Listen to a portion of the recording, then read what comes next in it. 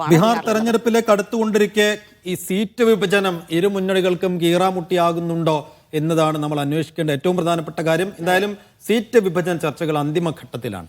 ബിജെപിയുടെ core committee യോഗം ഇന്ന് ചേരുന്നുണ്ട്. 60 സീറ്റുകളിലേക്കുള്ള സ്ഥാനാർത്ഥികളിൽ ധാരണയായി എന്നാണ് ലഭിക്കുന്ന വിവരം. ആദ്യഘട്ട സ്ഥാനാർത്ഥി പട്ടിക ഇന്ന് പ്രഖ്യാപിച്ചേക്കും. JDU 103 സീറ്റുകളിലും BJP 102 സീറ്റുകളിലും മത്സരിക്കാൻ ധാരണയായി.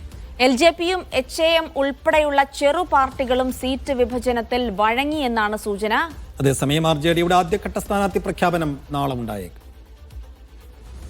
സജു തോമസ് ഉണ്ട് വിവരങ്ങൾ നൽകാനായി ഡൽഹിയിൽ നിന്ന്. സജു, നമുക്കറിയാം ഈ സീറ്റ് വിഭജനവുമായി ബന്ധപ്പെട്ട ചർച്ചകൾ തുടങ്ങിയപ്പോൾ തന്നെ LJP മുന്നോട്ട് വെച്ച സീറ്റ് ആവശ്യം ആദ്യം തന്നെ NDAയിൽ കല്ലുകടിയായിരുന്നു. പക്ഷേ ഇവരെയൊക്കെ വഴിക്ക് കൊണ്ടുവരാൻ കഴിഞ്ഞു NDA മുന്നണിക്കെന്നാണ് മനസ്സിലാക്കുന്നത്. അപ്പോൾ എപ്പോൾ പ്രതീക്ഷിക്കണം ആദ്യഘട്ട സ്ഥാനാർത്ഥി പട്ടിക?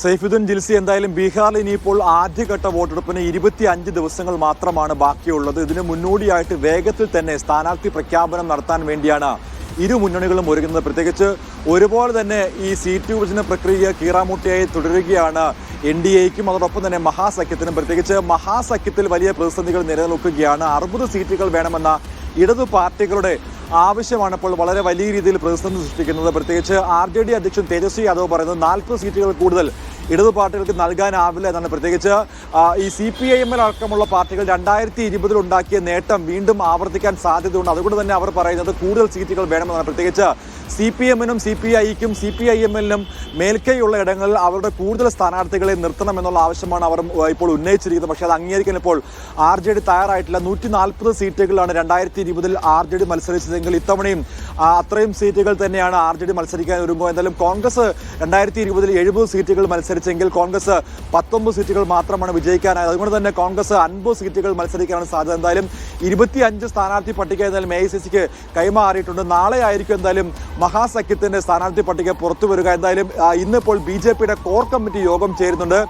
ഈ കോർ കമ്മിറ്റി യോഗത്തിന് ശേഷമായിരിക്കും BJPയുടെ സ്ഥാനാർത്ഥി പട്ടിക പുറത്തു വരിക. ആദ്യത്തെ 60 സ്ഥാനാർത്ഥി പട്ടിക അത് അംഗീകരിച്ചിട്ടുണ്ട്. എന്തായാലും ഉടൻ തന്നെ ആദ്യഘട്ട സ്ഥാനാർത്ഥി പട്ടിക പുറത്തു വരുമെന്നാണ് പ്രതീക്ഷിക്കുന്നത്. എന്തായാലും JDU 103 സീറ്റുകളിലും BJP 102 സീറ്റുകളിലുമാണ് ഇത്തവണ മത്സരിക്കുക. പ്രത്യേകിച്ച് ജിൽസി ഇപ്പോൾ സൂചിപ്പിച്ചതുപോലെ തന്നെ LJP അധ്യക്ഷൻ ചിരാഗ് പാസ്വാൻ വലിയ വെല്ലുവിളി അല്ലെങ്കിൽ പ്രതിസന്ധി നേരത്തെ ഉണ്ടാക്കിയിരുന്നു. 40 സീറ്റുകൾ അധികം വേണമെന്ന് അദ്ദേഹം ആദ്യം ആവർത്തിച്ചത് 35 മുതൽ 40 സീറ്റുകൾ വരെ വേണമെന്ന്. പക്ഷേ 26 സീറ്റുകൾ കൂടുതൽ നൽകാനാവില്ല എന്ന് BJP ഒടുവിൽ തീരുമാനമെടുത്തോടെ അദ്ദേഹം അംഗീകരിക്കുകയായിരുന്നു. അദ്ദേഹം കേന്ദ്രമന്ത്രി കൂടിയാണ്. മറ്റൊരു കേന്ദ്രമന്ത്രി ജിതിൻ രാം മാഞ്ചി, അദ്ദേഹം HAM പാർട്ടിയുടെ അധ്യക്ഷനാണ്. അദ്ദേഹം ഇപ്പോൾ സീറ്റ് വിഭജന ചർച്ച പൂർത്തിയാക്കിയെങ്കിലും അദ്ദേഹത്തിന്റെ ഭാഗത്തുനിന്ന് ഇപ്പോൾ ചില അസ്വാരസ്യങ്ങൾ പുറത്തു വരുന്നതാണ് ഇപ്പോൾ ദേശീയ മാധ്യമങ്ങളൊക്കെ റിപ്പോർട്ട് ചെയ്യുന്നത്. എന്നാലും ഈ ചെറു പാർട്ടികളെ അനുനയിപ്പിക്കാനായില്ലെങ്കിൽ BJPയുടെ മുൻപോട്ടുള്ള യാത്ര അല്ലെങ്കിൽ മഹാസഖ്യത്തിനോടൊപ്പം തന്നെ NDAയുടെ മുന്നോട്ടുള്ള യാത്ര വലിയ ദുഷ്കരമാകുമെന്നുള്ള കാര്യത്തിൽ യാതൊരു സംശയവുമില്ല. എന്തായാലും നമുക്കറിയാം ഇന്ത്യയുടെ ഒരു പരിച്ഛേദമാണ് ബീഹാർ എന്ന് പറയുന്നത്.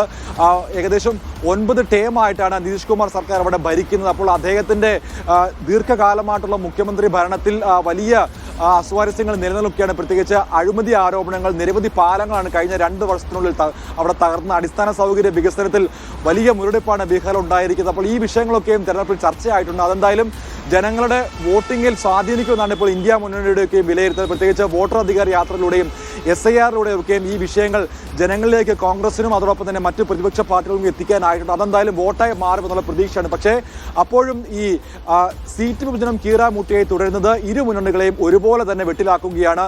നാളെ തന്നെ ഇരു പാർട്ടികളുടെയും പ്രത്യേകിച്ച് BJPയുടെയും കോൺഗ്രസിന്റെയും RJDയുടെയും JDയുടെയും അടക്കമുള്ള പാർട്ടികളുടെ സ്ഥാനാർത്ഥി പട്ടിക പുറത്തു വരുമെന്നാണ് ഇപ്പോൾ പ്രതീക്ഷിക്കുന്നത്.